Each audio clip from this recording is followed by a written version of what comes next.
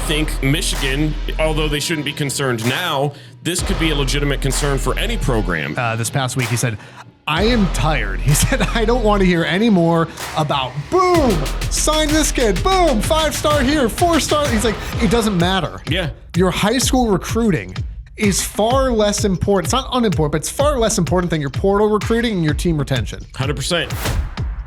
This is the first time on the Rivalry podcast in like 3 years that we have not had one of our teams in a national championship game, that neither of our teams are still relevant at this point in the college football season. Well, mine's relevant just for not reasons that I like. Someone remarked this week on the Michigan side and said, we're not in the news. Yeah, that's win. That's kind of how it feels. This is the Rivalry Podcast from River Radio Ministries, presented by our friends at Elevated Integrity Construction. My name is Jace. That's JP. Michigan and Ohio State, a podcast for the greatest rivalry in all of sports. And I want to do something a little different today. Okay, switch it up. I get nervous sometimes that because we place our lovely sponsors midway through the episode, that people are skipping through. And it's rude. It's rude to do that. Maybe you feel a little bit then like Pat Fitzgerald in Michigan State. You're trying to build like a champion. You might not know how to execute it. Aaron and the team at Elevated Integrity Construction have a winning pedigree and a team of All-Americans. They are a juggernaut of the industry. They've built a dynasty with championship builders. If you have a home, church, or business build, go with the folks with integrity in their name. It's elevatedintegrity.com, something Michigan State would not understand. The Rivalry Podcast is also proud to partner with our friends at Homage since 2007. Homage has been helping fans pay homage to the people, places, teams, and moments that matter most to them. Quality craftsmanship, elite storytelling, and trademarked Mm-hmm. legendary comfort. I know it's the other side of Christmas. It is still not too late to get yourself something for Christmas. Christmas 2026. And if you go down to the link below, wherever you're watching or listening right now, you'll see the little homage link there. When you click that link and buy yourself something or something for somebody else, that's fine too. You are supporting the podcast as well. Thanks for doing that. The Rivalry also proud members of the Varsity Network, powered by Learfield once again this season. Varsity Network is the must-have app if you call yourself a college football fan. Live broadcasts, on-demand podcasts just like the Rivalry, free to download. Find the Varsity Network in the App Store. Be sure to search for the Rivalry Podcast. And our friends at the Ohio Sinus Institute, because you deserve better sinus care. Get relief from the most experienced sinus specialist in Central Ohio, Dr. Boris Karanfilov, surgeon-led personalized care with over 20 years of experience, minimally invasive procedures, in-office treatments, and on-site CT imaging for better, faster answers. Thank you to the Ohio Sinus Institute. You see how easy that is? It wasn't. I still don't know if I could pronounce half of those words. Well, I have a great vocabulary. There were a lot of big ones. A lot of big words in there. By the way, wherever you are listening right now, thank you for doing that. Please rate and review. Please subscribe. Follow on social media at RivalPod. And if you want to go over to rivalpod.com, get yourself some custom RivalPod merch. We've got that for you as well. But more than anything, thanks for listening. Thanks for sharing with friends. Let's talk about Ohio State. And we talked about this last week, how sometimes, especially with rival fans, and it makes sense, right? It's called the rivalry.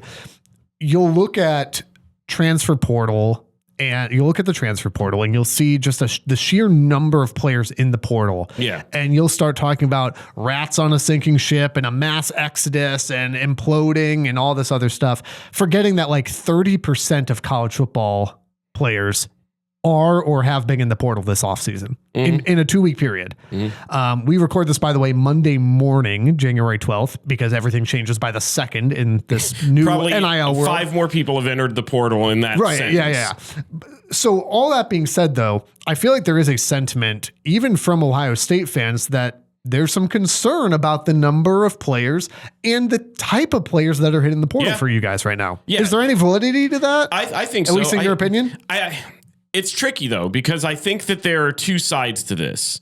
You've seen this kind of become the routine part of college football now, where if you look at the teams that are in these national championship games, and we've talked about it numerous times here, it's all senior led for the most part. These are experienced teams. You're not getting this far now with the expanded playoffs against these tough teams unless you've got experience. You're looking at that with Indiana. You see that with Miami. You saw that with Ohio State and Notre Dame the year before. You saw that with Michigan the year before that, and Washington the year before, within that same year. The trend now is you don't get there unless you've got some dudes that have been around for a little bit. Yeah. What I think gets tricky, though, is in Ohio State's case, a lot of these guys that are going into the portal are 4 or 5-star guys that were true freshmen, redshirt freshmen. These are your depth guys.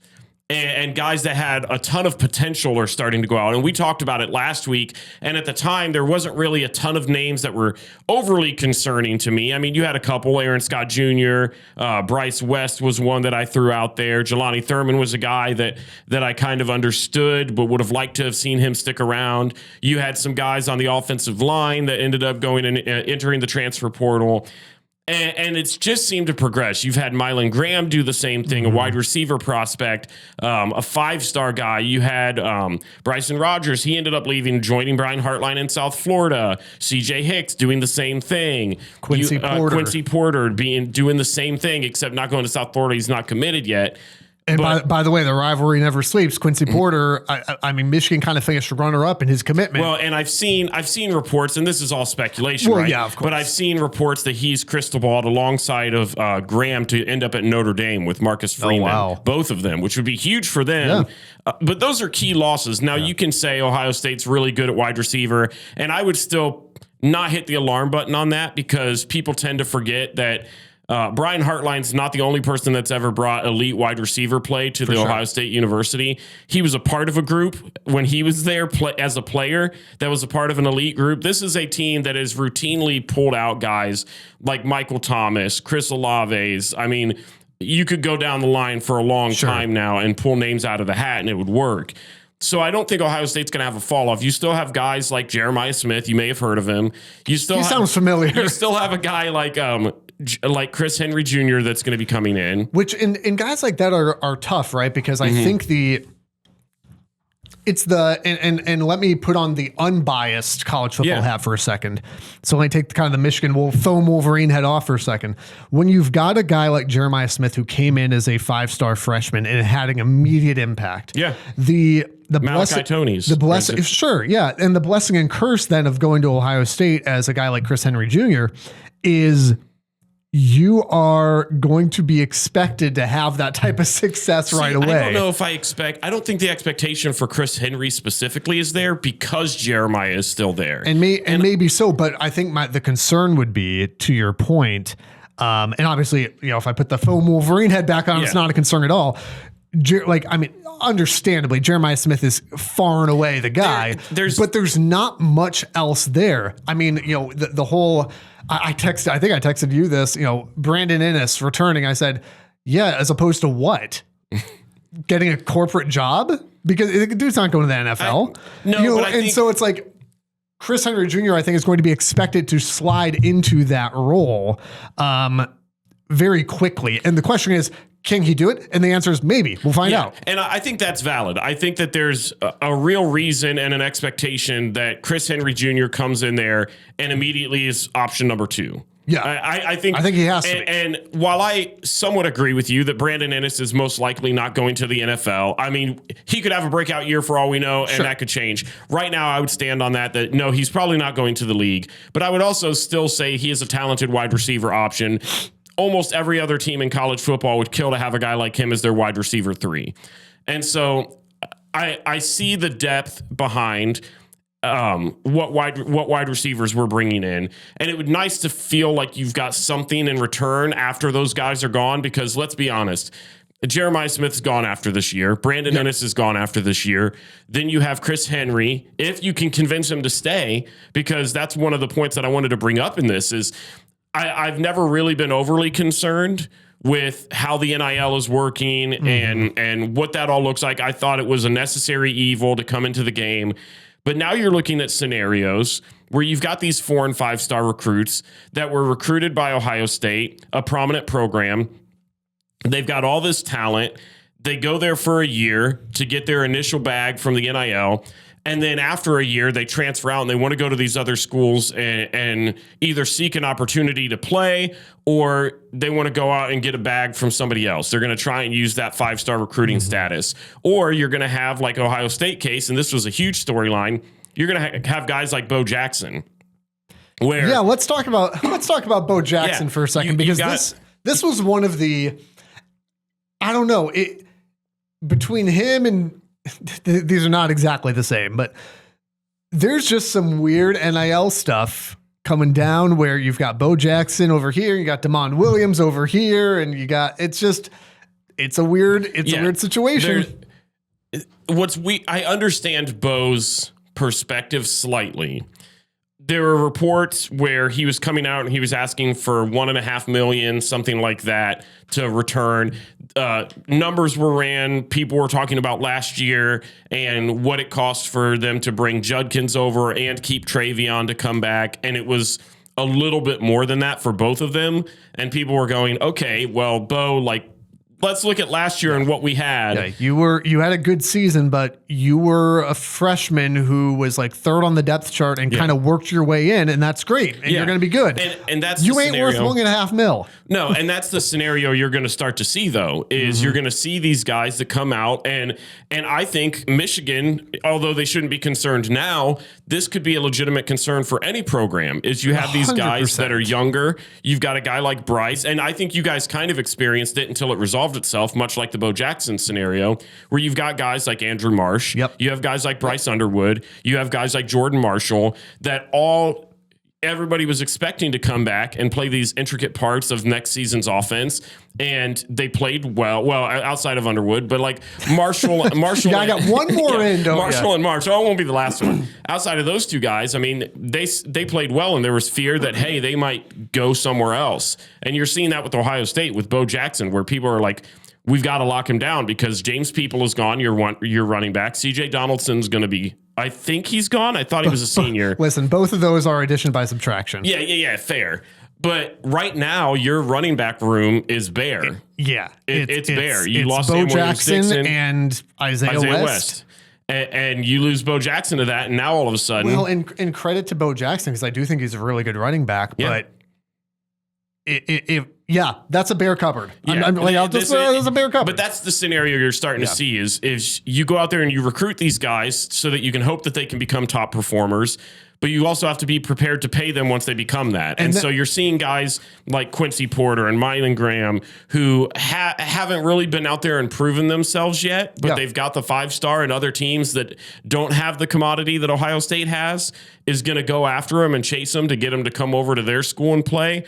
And you've got to be prepared when you're recruiting high school. It's a thing that you never really used to have to do. Yeah. And you've got to be prepared to not only pay them to convince them to come to your school, but you also have to make sure you have the reserve funds after the season to continue to keep them, because you're starting to see that left and right, even with some of these top schools. I mean, think about all of the like 4- and 5-star guys, the guys that had even been at programs for a long time or had been there and were kind of prominent starters. Damon Williams is an example. G.J. Lagway is an example. There's talk about Nate Frazier, the running back from Georgia, getting ready to switch. He's been crystal balled to Ohio State. I mean, it's just the world that we've lived in is becoming so chaotic that you can look at a program like Ohio State and see 30 players in the transfer portal with a good chunk of time left for people to still make decisions. Yeah, again, we're recording this Monday morning. Portal's open through Friday. And you're looking at a team like Ohio State and you're seeing all these names go out and so many different storylines all over the place. You've had storylines where players were actually liking, I think it was Graham ended up liking a tweet or something about you don't really know what's going on behind the closed doors or something like that. And people saying that he was frustrated with his role with the team. Then you have guys like Quincy Porter, where the reports are going out that he wanted to be wide receiver 1 at Ohio State. And that's why he was leaving, is because he wasn't there. And I'm looking at that and going, my guy, you've seen Jeremiah Smith play football, right? You were never. That's just not that it couldn't be your time eventually, but you weren't going to walk year right one. In you're not going to walk right in and take Jeremiah's spot. I think here's what it says to me, and I'm going to credit T-Bone over at 97 Won the Fan here in Columbus, because I number one, I think he does a phenomenal show. Number two, he absolutely just nailed it on the head where he said this past week, he said, I am tired. He said, I don't want to hear any more about boom, sign this kid, boom, 5-star here, 4-star. He's like, it doesn't matter. Yeah. And I thought that was spot on. His point being your high school recruiting is far less important. It's not unimportant, but it's far less important than your portal recruiting and your team retention. 100%. The game has changed. Like recruiting doesn't stop. And you said this, recruiting doesn't stop once you get a signature. Yeah. It's retention now, because you can, number one, the stars are typically well overrated, right? Well, I mean, Brandon Ennis is an example of that. Look at Fernando Mendoza. Mm-hmm. I believe he was a 2-star coming out. He just won the Heisman, and spoiler alert, he is very likely to win himself a national championship. Mm-hmm. And be a top 2 pick in the draft. So does that mean that recruiters and all that don't know anything? No, that's not what it means, but it just means you cannot put all your eggs in that basket. Yes, you want to sign the 4- and 5-star kids. You want to sign the most talented guys you can find, 100%. Mm-hmm. But also, like to your point and to Bone's point and all that, it doesn't matter nearly as much. So yes, you want to land if you're in a recruiting battle for a 5-star against Ohio State or against Michigan, depending on what side you're on. Yeah, of course you want to sign that kid because he's probably a really talented kid.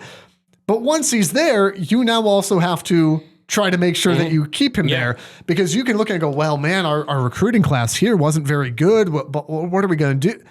And then you go into the portal and you go, okay, well, what if we just went and got that guy? Yeah. Okay. 100%. Now, that's a way oversimplification, but it's also, there's a lot of truth to it too. I remember in the off season, I think it was Klatt was talking about how, and at the time I agreed, and I don't think I do anymore. And I'd be curious to hear his thoughts on that too. Where he talked about putting a roster together is like building a boat, and the transfer portal is putty. You want to use the putty to patch the holes that you have, but you can't build the whole boat out of it. I disagree. I feel like I would have like I agree. I agreed at that point. I was like, oh yeah, that makes sense. But I'm looking at it now, going, I don't know that that's true. Yeah, because I'm looking at guys, and not that the whole team is built out of that necessarily, right? We had North Carolina as an example, right? Where it's like, this doesn't work. Okay, but Indiana went and got a transfer in Fernando Mendoza, and went and got a transfer in Roman Hemby, and no, all those guys that are on that team are not portal guys, but there's 2 pretty key positions that you pulled out of the portal. Ohio State is an example of that. Ohio State last season, Quinshon Judkins and Will Howard played an absolutely pivotal role. Yeah, sure. Caleb Downs, maybe you've heard of him, another guy that I think is just a game changer. And so it's a different world. And so, that to me is where also, it's just like, I understand. I know everybody has, their own thoughts on Harbaugh and all that. There are many reasons why Harbaugh was sick of the NCAA. Mm-hmm. I think that's one of them. I think he was absolutely just in the sense of going, among many other things. And, I know Ohio State fans have thoughts and whatever, but I 100% believe that that's one of the reasons why Harbaugh decided, yeah, I'm done. I think it's one of the reasons why Saban retired. Yeah. They were looking at going, this is a different world, and I don't know that, not even that I'm not cut out for it, but I don't want to deal with it. Well, and there's been some speculation. And those are 2 great, whatever you think of them, those are 2 great football coaches. Well, and there's even speculation going around, and there's no absolute truth to these rumors. That's exactly what they are, is rumors. But there's talk that part of the reason so many players are going into the portal is because Ryan Day's actually thinking about going to the NFL. And it wouldn't surprise me. Is there any smoke to that? I've seen it from a handful of places. None of it I think is valid. I think it's worth discussing, though. Sure. Does there come up time? I mean, I'm an Ohio State fan through and through, and I'll be the first to tell you, Ohio State fans can be the worst people when it comes to a loss. This is the first time we've ever agreed on the podcast. Look at how they handled the loss to Miami. It was terrible. Yep. It was awful from all around. People turning their back on Julian, saying the people that were loving Ryan Day all throughout the season had his back. The second that he lost, now all of a sudden they're back to he's his old way, he can't get it done, and blah blah blah, going back and just completely turning on him. And by the way, in the midst of all this, I got not by you, I got thrown under the bus for making the comment that prior to the Big Ten championship of, oh yeah, his national title bought him time. And people are like, that's ridiculous. A national title doesn't buy you time to beat your rival. That's stupid. And I go, okay, but now that we're in the offseason, you look around at the last 5 years and tell me that it didn't. And I think part of what else you got to show for it? Part of what made Ohio State fans a little bit quicker to turn around is you win the Natty, then you come in this year and you beat that team up north. You lose in the Big Ten championship, and people thought, well, it was a close game. Indiana's talented. We can shake that one off. Let's get ready for the playoffs. And gave very little respect to Miami, by the way. Yeah. Then you go in and you get completely outplayed. Just completely outplayed. Now you're going into the portal and you're down 30 guys. Now, granted, a good majority of them are deep depth players, but there's still some really prominent guys. And that's the difference, right? It's not just that we've talked about this. It's not just the number. It's what players are going to be significant roles moving forward that hit the portal. There are guys that were expected to be starters this year now that are starting to go.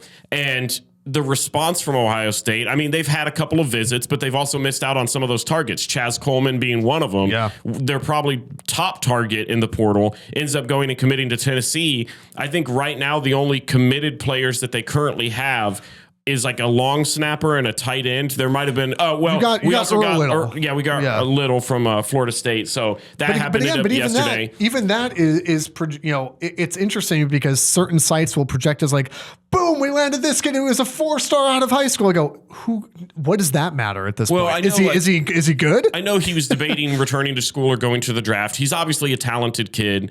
And that may be the case. There's obviously reports too as well of like Nate Frazier officially going into the portal. Where's he going to end up? But I just think when you have that big of a gap of 30 different players that are going in with still time, you still have the rest of this week to end up going. Now, granted, on the other side of that, not to be such a downer, some of those kids can end up coming back. I mean, you saw that happen last year as well. So all that to say, and this is going to maybe sound a little bit ignorant to me, but the culture of getting these players to end up committing to your school and having them actually build a relationship with your school. The one example I'm going to give is Miami, where you look at Miami and this whole playoff run, the guys they've got on the sidelines, they've got Ray Lewis, they've got Michael Irvin, they've got former athletes that were huge prominent players on the sidelines that you can tell are invested, that love that school. They're not just there because, well, they were the star of the team and it looks good on camera to have them be there. You can tell they're passionate about the program. For sure. And the days of that to me are dead. And it didn't really hit me until this offseason where I'm looking at it. And even after the, I don't remember if it was before or after Ohio State played Miami, but they were asking Jeremiah Smith something about how close were you to so-and-so. And he straight up said, I would have gone to Miami if they were winning games at the time. And I'm going, okay, well, cool. Well, you're in scarlet and gray, so I don't love hearing that because even if it's true, we know it's one of those like unspoken, like we kind of already knew stuff like that, but you'd like to see, having been in the program for a year, if that question would have been asked prior to him actually getting to the school, I probably feel different. But because he's been here, it's his second full season. I feel like at some point you have to have bought into the brotherhood in some way and say, yeah, I would have done that. I don't regret my decision. And maybe he did at the end. I didn't catch the second part of it, but I'm looking at just the culture shift and I'm going, you're no longer getting kids that are going to buy into your program. It's how much can you pay them to come to your school? And at the risk of being like old man yelling at clouds, it's like that, like that's a problem, right? Like I'm not going to begrudge any kid, and we'll talk about Michigan here in 20 seconds. But like I'm not going to begrudge any kid who's like, I want to go get my money. I want to go to a place where I can start. I get that. Yeah. But I also think that, dare I say, if I'm going to soapbox for half a second, like we're an instant gratification society and it does not bear well. I don't think. I think we're in a microwave culture where it's like, I want this and I want it now. And there are situations where I go, yeah, okay, it makes sense for this kid to transfer and it makes sense for you to go do this. And there are other situations where I go, you just want it. You want it now and you need to be patient. You need to wait. You need to, like, it builds character, you know, like it's that old man yelling at clouds thing, but I truly believe that. I look at guys like Quincy Porter and that where they're talking about they want to be wide receiver one. And I'm just sitting there a little bit frustrated, to be honest, because obviously I'm no Division I athlete, but I mean, I played sports in high school and I'm a competitive person. I know there's going to be people that roast that, but I think when you're a true, real competitor, you want to beat that guy. You want to earn it, not just I'm going to go somewhere where it's easier to become the number one guy, because where's the growth in that? Yeah. And so I'd like to get back to a place where these kids, as talented as they are, got to learn the work ethic of I'm a freshman. I'm not going to go. And it's the same thing with a job in the real world. You're not going to go into a new place. You're not going to go into a new place and immediately be the number one guy. Yeah. I mean, very rarely. You've got to go there and you got to earn your stripes. And so seeing guys that are these 5 stars that have so much potential, that get to be at a great program like Ohio State that's pumped out NFL wide receivers left and right, even before Brian Hartline was there, to see them leave and then hear quotes about how they want to go somewhere where they can be an immediate impact. And I'm going, you had that chance here to go to practice and to beat out the guy in front of you, and you didn't. And so while I'm sad that I don't get to see you live up to your potential here, there's also the little bit of a petty side of me going, I don't know if you were cut for the cloth. Yeah. And I agree with that too. And that's where, as we shift over to Michigan, Michigan fans, we like to talk about how, like, 2023, we won the last real national title, where you had just the 14 playoff. You didn't have like everybody and their brother getting into the playoffs. And it was not the like Wild West NIL era where you did have some of that. You did have the JJ McCarthy's who sat behind Cade McNamara and then won the starting battle. And then, had the 20, the Blake Court, like you had these, you had so, and that was a very senior laden team. You had guys like McCarthy who loved Michigan. Whether you think he's going to be a good NFL quarterback or whatever you think about the state of the program, whatever, JJ McCarthy loves football and he loves Michigan. And you saw that the way that he was willing to be patient and to wait and to battle listen, Cade McNamara is not a great quarterback, but he's breaking news. You heard it here first. He sat behind him in 21. He entertained the quarterback battle in 22, kind of ticked Cade off that there was a quarterback battle into the season. You know what I never heard from JJ? Any complaints about it. You know why? Because JJ was willing to go out there and be a competitor. Say what you want to say. And he was good. And then in 23, he took that team to an undefeated 15-0 season. And so that's where I think those of us who are, I think there's a huge chunk of college football fans that know we may not be able to go back to that fully, but that kind of pine for some of that to stick back around. Yeah. And I have a lot of respect for guys that do stick it out. So Michigan's portal has obviously been crazy because our coach portaled out and as did a bunch of our staff. So we talked about a lot of that last week. Go back and listen to that episode. Don't need to rehash it, but Whittingham is putting together not just the staff, but he's putting together a roster. And I have been very pleased with what I've seen so far. We'll get to the areas of concern here in a moment, but Michigan on the offensive side of the ball, obviously Bryce Underwood, is he going to come back? Is he not? What about LSU? What about getting him back in the fold? I'm not saying that made decisions for other players, but I do, obviously that helps to go, we know the guy who's going to be calling the shots on the field again. We've talked about his ups and down struggles of being a true freshman. We know that freshman to sophomore leap is the biggest, most important one for a quarterback. Now he has a dedicated quarterback coach. He's got a coach who is committed to the program and his family, which is probably good. And that's a big deal for Michigan.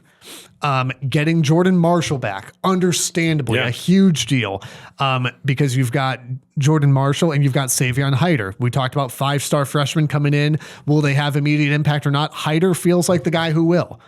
Then on top of that, they get Tatum from Oklahoma. So Michigan's got, immediately probably the best running back room in the Big Ten, if not the country already. And that's with 2 of those guys leaving from last year, one of them being Justice Haynes. And Justice Haynes is an interesting case too, because he's being projected to go to Georgia Tech. Nothing is, again, Monday morning, 9:07 a.m., because you got to timestamp this even. It's not a done deal yet. Yeah, I suppose there's a scenario where he comes back in, but the reality is Michigan's not going to invest the money into him, not because he's not worth it, but because for Michigan and their position needs, that money needs to be used elsewhere. Yeah. And again, I more power to him, but that's big. Having Marshall and Hyder and then adding Tatum into that fold. is really big. The other big piece for Michigan, and none of this is rocket science, right? If you want a true recruiting and X's and O's podcast, you have those. That's fine.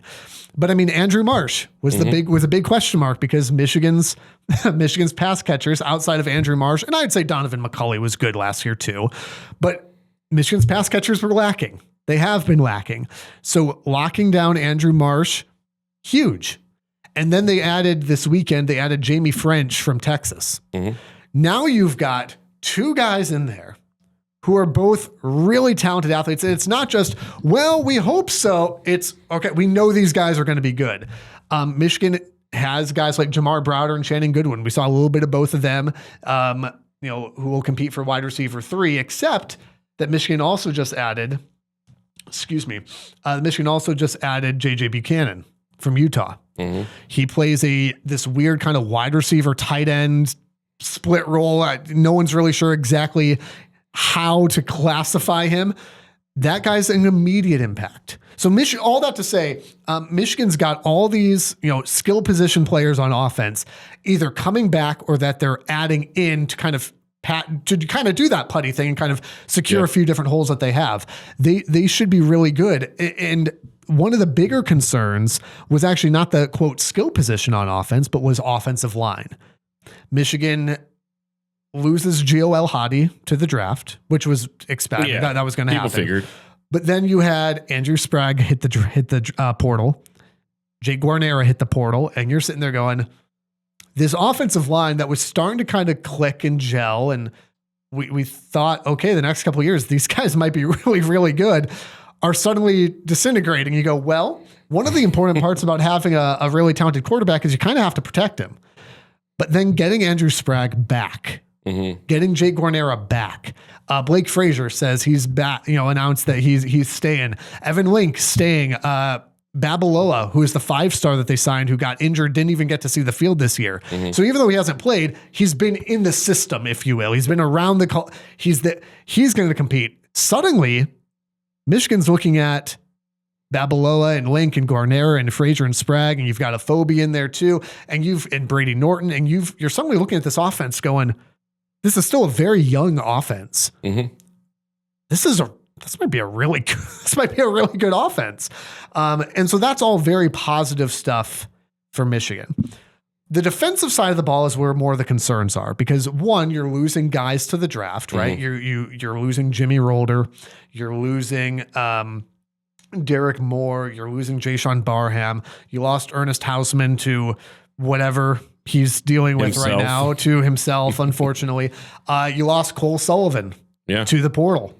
We'll see him in week 2 in Ann Arbor as Oklahoma comes up. I'm sure. And by the way, Cole Sullivan's a great player. I have no ill will against him, but I'm sure that will be a fun little side story in the midst of all that for this Michigan offense to line up against Sullivan. I think defensively, Michigan has made some really good additions, right? Jonah Leia from Utah transfers in. John Henry Daley, if he can be healthy, which is a huge question mark, that's a big if, but if he's healthy, it's a darn good football player right there. And you still have the Dominic Nichols and the Cam Brants. And this is actually where the boneheaded philosophy of Wink Martindale, who doesn't know who's on the field at any given point, actually kind of benefits you a little bit, because you've got guys who suddenly have a bunch of reps. Michigan getting Zeke Berry back out of the portal. Jair Hill says, hey, I'm staying. Even though the defense is thin in certain positions, number one, you still have all this week.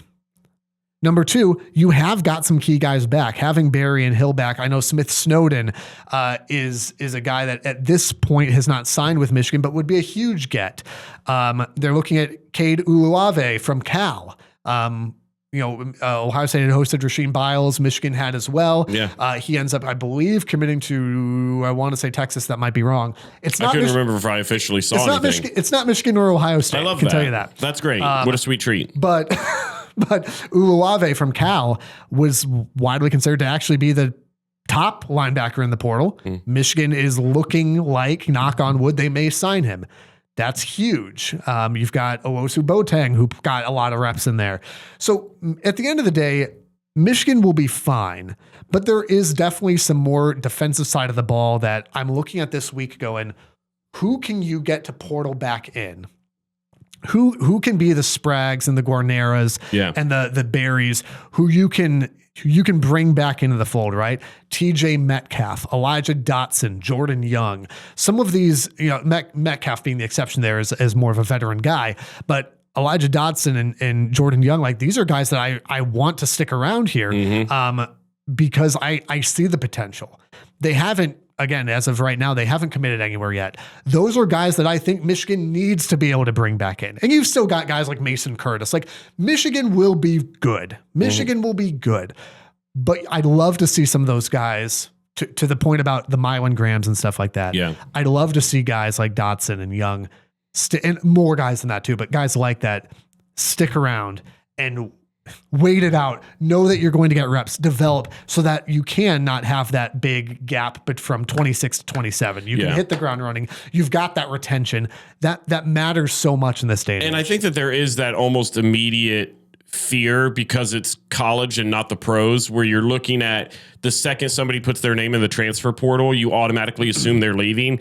It's essentially free agency like it is in pro. So just because somebody's putting their name in the transfer portal doesn't mean that they're automatically leaving. Feeling out their options. They're going out and they're checking out to see, okay, where do I have the best opportunity? B, who's going to pay me the most money? Yeah. It's very common for that to happen in the pros. It's just worded differently and worded a little bit scarier. So there's a handful of guys from both Ohio State and Michigan that are probably very big names, 4 or 5 star guys that both teams would love to come back. And I'm sure behind doors are working on doing just that. You may see some of the guys that we mentioned here today back on the same team to start the year. It's just by the time you listen to the podcast, the entire landscape could Andrew Marsh could go, actually, no. And, I would simply love for that to happen. I would love for probably 10 to 15 of these Ohio State guys to say, you know what, actually, let's go Bucks. But this is the world. This is the world that we're living in. By the way, right now, wherever you're listening, would you go ahead and rate, review, and subscribe? That means the world.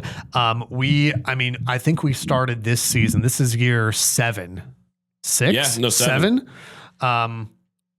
We started the year with like a couple hundred YouTube subscribers, and people are like, why isn't this channel growing? And we said, because you ain't telling nobody about it. And we're now, we're approaching like 1,400 now, which again, close. For a very small budget podcast, that's huge for us. So and we've only been running this channel for about 3 years now. Yeah. So 3 years just in. past the parent channel and like just great stuff. So please keep that going. Yeah. Keep commenting as much as we like to troll and bring up hate comments. We really do love all of them because it's all in good fun. There's a few that I don't anytime love. If you want to direct that specifically at Jace, that would be awesome. I love also that most of them are not. Most of them are addressed to you. Look, I know who I am, and I'll stand on that hill. I know who I am. I do. Okay, so I do. Before we go to the national semifinal and the national championship preview here, I need you to tell the story about old Bodpen Miller. Yes. Oh, So this is a guy. Tried to avoid bringing it up. This is a guy that Chris Collinsworth voice. Now here's a guy. He's in the transfer portal. Nobody except for you has ever heard of him. People were saying, is this an AI name generator? People are just messing with us.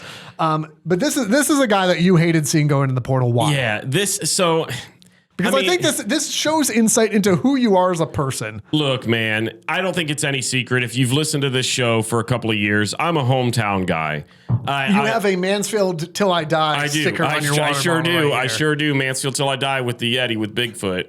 Because why wouldn't you? Because of course. So I'm a huge hometown guy. Whenever I got guys from my hometown that end up going to the Buckeyes, I root extra hard for them. Cade Stover was one of those guys. Cade Stover got mentioned on this podcast more than any other. As he should have. So I'm always going to root for those guys. Bodpen Miller, a dude from my hometown, came in as a 4-star recruit. He played quarterback his entire high school career, never played wide receiver, didn't play a snap, got recruited by Brian Hartline to be a wide receiver. I forget what his 40 time was, but he went to a couple of those like spring camps at Ohio State, did well enough against people that it caught Brian Hartline's eye, ended up going and committing to Ohio State. I was so jacked for him to commit to the Buckeyes. My father-in-law was the team doctor for his high school team, so very close relationship with him. Great kid, really high expectations. I actually interacted with him at the championship game, got a picture with him. Just a great guy to root for. I was really excited. And then Friday when I'm driving home, I get a message that just says Bogpen Miller has thrown his name into the transfer portal. And I immediately whip my phone out and I text Jace, to only receive maybe the most disrespectful text I've ever gotten in my entire life. It was like 40 mintexts later because some of us have jobs. And it was well after 5. Some of us are committed. But I texted you and I said, I literally just saw this text and I had picked up my phone because I had just seen the news. I was a little bit late on, and I picked up my phone specifically to text you about old Hedgehog Miller, or I call him Hodgepodge Miller or Hedgehog Miller. And it was just I needed you to know. I needed you to know. And you like got all moody about it and like, I'm going to stare out. What was it? You said, I'm going to stare out a window. There's a lake where I'm from. There's like a reservoir. And I said I was tempted to go and take a video of me looking out into it with just a text and some sad music that just said, when you hear news that Bogman Miller's transferring. The news today. It's a sad day. It seems my life is going to change. Look, I don't have a hometown kid right now on the team to root for. Oh man, how are we going to hear about the most random players you've ever heard of in your life? Is that not what this podcast is? That's why I signed up for it. Fair. I thought everybody tuned in here for my Cade Stover and Bogpen Miller lore. No, no one is tuned in for that. How about this national championship? How about it? Indiana and Miami. They said this on the ESPN broadcast. It's low hanging fruit, but if you wanted new blood in the college football playoffs, if you want it in the semis and the natty, here you go. Can I say something very briefly before we dive into the end? Yeah, man, it's a podcast. Yes, you can say something. For the Ohio State fan base that has been just all over the place about getting rid of Ryan Day and he's not going to be able to get it done and turning on Julian saying both of the teams that Ohio State lost to in games that they could have also very easily won are about to play for the national championship. Does that make you feel better? Kind of. I mean, it's not.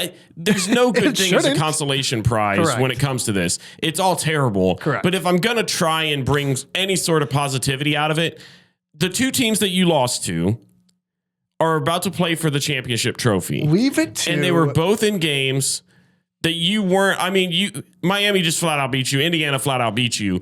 But you had your chances, and it could have gone the other way. Leave it to Ohio State fans to make this somehow about them. Buckle up. This is the classic where you've got the friend from like high school or college where, you know, some awful tragedy happens overseas. And they're like, oh my goodness, I'm so heartbroken about this. I was in such and such a place 27 years ago. Look, oh my goodness, I have a friend of a friend of a friend who once visited an ice cream shop there. And this is just not true at all. I am so, all I'm saying it's like, is, why can't you just be sad about it? Why does this have to be about you?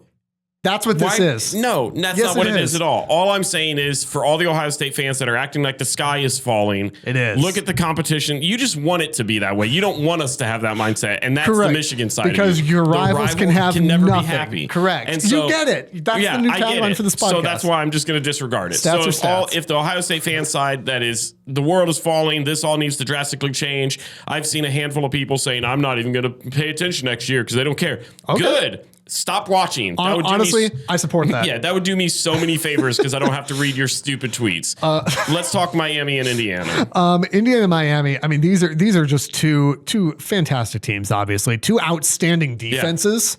Yeah. And two really good offenses too. Like Miami is a more, not that they can't be explosive, but they're a more methodical game control team.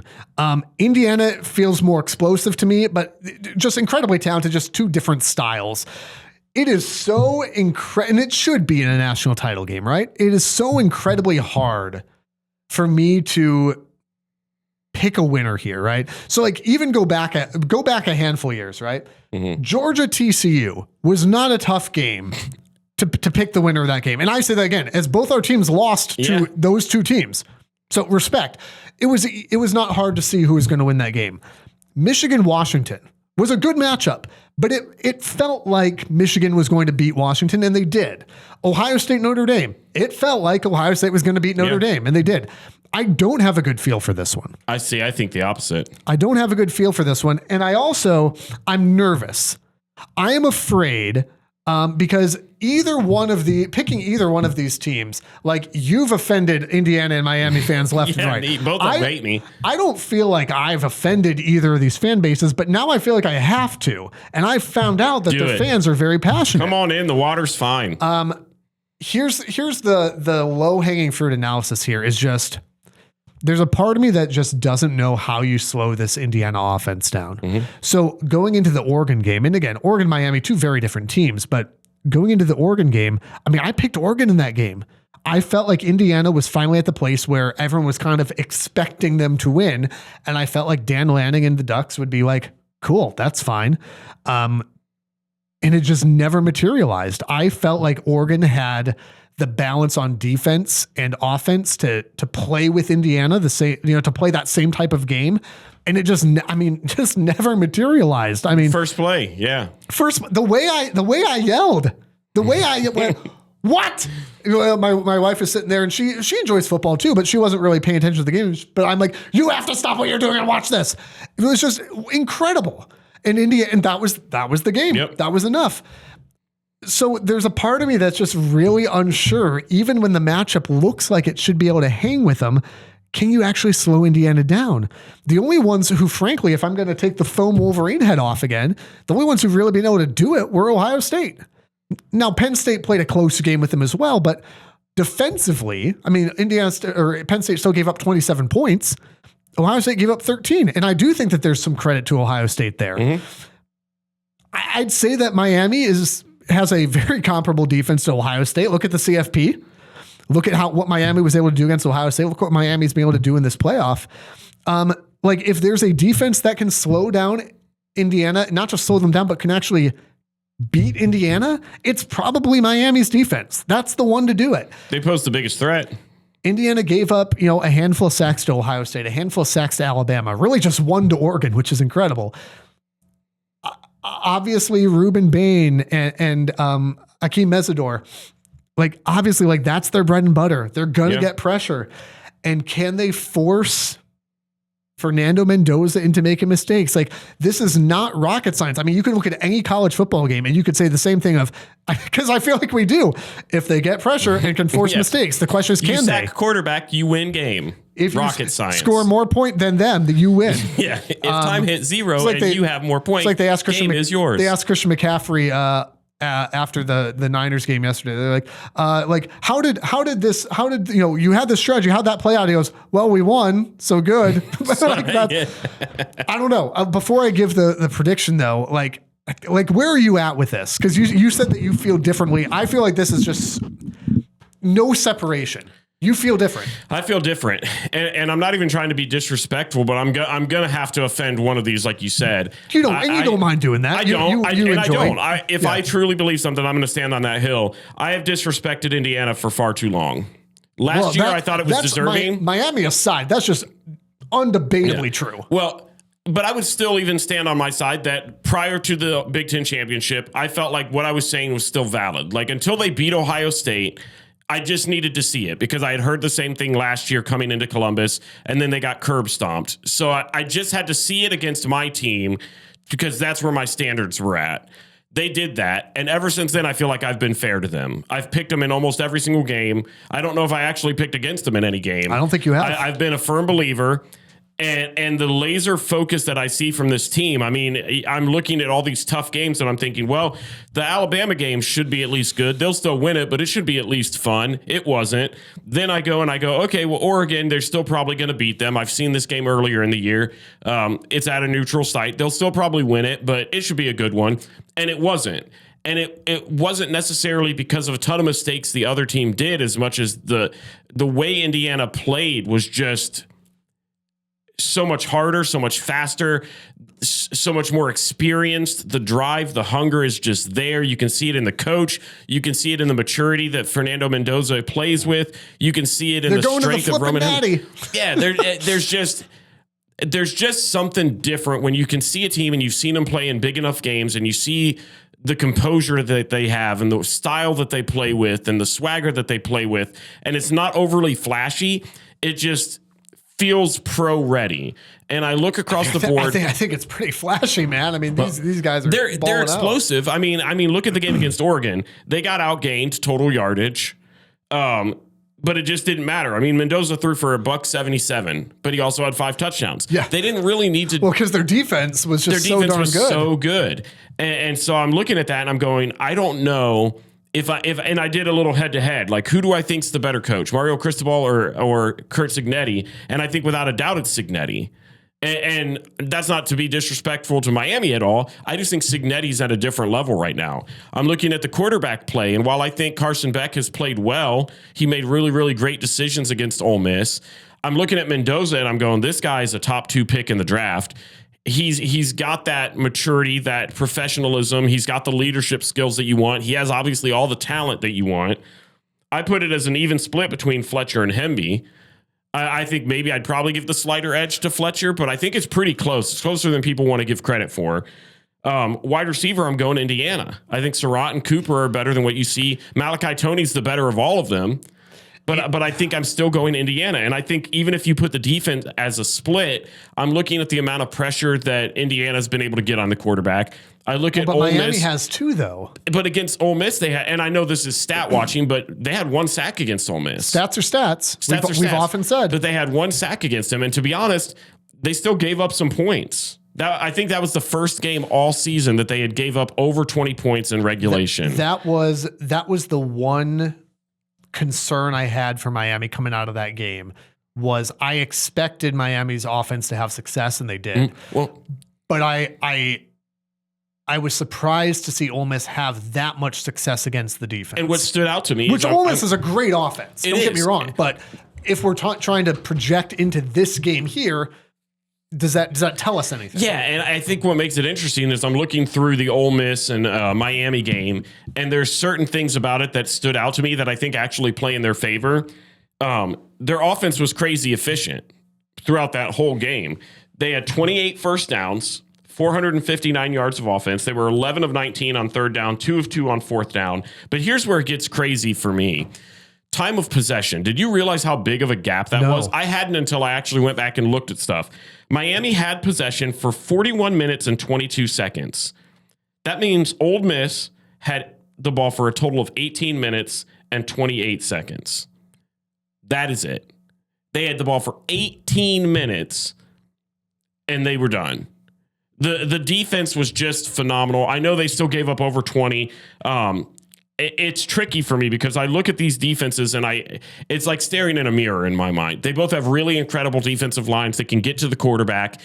I just feel like when it comes to that, you need a quarterback that can run on his feet, escape the pocket, but also can make smarter throws. And I think if you have to twist my arm and make me force on which quarterback I think is going to do that better, it's going to be Fernando Mendoza. If I think that there's going to be a coach that's going to have his team better prepared to handle those situations, if there's a team that I think has been built to handle the noise, because let's not forget, this is a home game for Miami. Yeah. Literally. Yeah. So you're going into going to be a tough test. Why do I feel like Indiana's going to out ratio the fan base, though? They will, 100%. But I'm looking at this and I'm going, what coach do I think actually wants to be in that environment? And I think maybe outside of Dan Lanning, it's Curt Cignetti. Yeah, he is not psychotic. He's psychotic. I'm happy at times. Yeah, at times. Okay. Even in the press conference when Mendoza was talking about his stats and he said, I think I had 5 or 6 pre-snap penalties, and Cignetti goes 7. And I love it. It's great. That's what you want. There's just an edge about this team that I can't deny any longer. I have Indiana winning this thing 31-20. Man.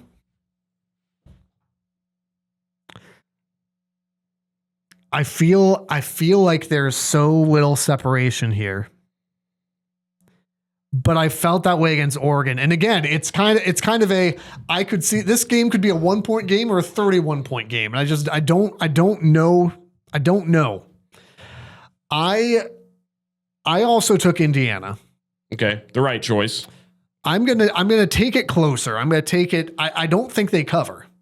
Yeah, what are they, 7.5 right now? I'm going to take 27-20. I think it's just under. I think Indiana 27, Miami 20. simply because I feel like there is much less separation between these teams. I think I feel like these teams are built so similar, and Miami also just feels like, so like while Indiana like is America's team, I get that. There's something about Miami right now that feels just kind of like that team of destiny a little bit. There's that, the way that they, the conversation about should they have made the playoffs, should they have not? Yes, they should have. Alabama shouldn't. That's the correct response. But all, this is the same old Miami team and da. The fact that they then got matched up, that they went into A&M and beat them, give up 3 points, that they went to Ohio, not to Ohio State, but faced Ohio State, beat them, not fluked their way through, beat them. The fact that they were then able to do the same thing with Ole Miss, who kind of also felt like that team of destiny thing where it's like, hey, we lost the coach, but we're doing, and got it done. You've talked about, there are those moments where you just feel like a team is going to win a game, right? Yeah. In 23, you referenced that Roman Wilson tipped ball catch against Alabama. Yeah. Where Michigan's driving down to tie the game and the ball gets tipped and everyone thinks it's picked off, and Roman Wilson kind of does his best jump man impression, goes up and gets it. Saves the season. Miami, Malachi Toney with that fumble that bounces right back to himself. Yeah. Felt kind of like that. There's something about Miami that just makes me go, man, I just don't know that this team's getting blown out. Can I say a rage baity thing that's going to make maybe the Miami fan base a little mad at me? I'm saying that while still being willing to pick Indiana, because I can't make that mistake. I can't make that mistake again after the Oregon pick. I'm going to say something that Miami fans are probably going to get mad at me for. Well, they already hate you, so that's why I'm just going to pile it on, because I don't really care. Deflect away from me. This is the first year they've been relevant since I was a child, so. There you go. See, that's good. Why do I let you fire me up? Let me just say the thing. This Miami team reminds me a lot of Ohio State last year. A team that had all the talent in the world. The expectations were sky high. During the regular season, they fell short. 2-loss team, no conference championship. People are debating, well, should they get in? I think last year was a little different. I think a lot of people still thought, regardless of everything, Ohio State deserved to go in. I didn't think that wasn't the conversation with Miami, but they had all the talent, failed to exceed those expectations in the regular season. They get into the playoffs. They have just a gauntlet. You have to go on the road to Texas A&M, who had one loss, who were talked about as being a championship favorite team, and they win. Then you have to go up and play against Ohio State, who had the best defense in the nation and a loaded offense, and you flat out win. And this is stuff you've already said. Then you go into Ole Miss, a team that was touted as this highly explosive offense, and you find a way to grit it out and win. And now you're at your last test, where I think the biggest difference is you looked at last year and you saw a huge talent gap between Ohio State and Notre Dame. And I think that was very fair to say. And I think, honestly, it was super evident on the field. This is another giant test that Miami's got to overcome. And I don't see it happening 4 times. I think Indiana is way too tough. And I think they're built different. I'll tell you this. It should be, I would say it's going to be a phenomenal football game, but also just the way that some of these playoffs have gone so far have just been so unexpected. Yeah. By the way, I'm not saying Miami's going to get blown out, but it wouldn't surprise me. I didn't think Indiana would blow out Alabama. I didn't think they would blow out Oregon. I thought they'd blow out Oregon. I will not be able to wrap my mind on, if Miami goes in and blows out Indiana, then we may as well quit this podcast. That's the one scenario I don't think happens. I think if Miami wins, it's a close game. Would not surprise me if Indiana won a close game. Wouldn't surprise me if Indiana blew them out by 14 plus. Have we offended every fan base? And by we, by the way, I mean you. I don't think I've said anything crazy. Who else could I make fun of? We already hit Michigan State. Yeah, we made Michigan. That's fine. When do we have the conversation about Dan Lanning and his lack of being able to actually go and start to win big games? We're not going to be doing that. That's the next episode. We're not going to be Please rate and review. Subscribe wherever you're listening right now. As a reminder, rivalpod.com if you want to support the podcast, and at rivalpod on YouTube and across social media. National championship game coming on Monday evening next week. Podcast will be out on Tuesday for obvious reasons, because we can't predict the future, as you well know if you've listened to any of our predictions for the football season so far. The Rivalry Podcast is part of the Varsity Network from Learfield and the River Podcast Network from River Radio Ministries. New episodes out every Monday. Be sure to subscribe, rate, and review wherever you're listening right now, and follow on social media at RivalPod and RivalPod.com. And if you like what you hear, share with a friend so they can listen too.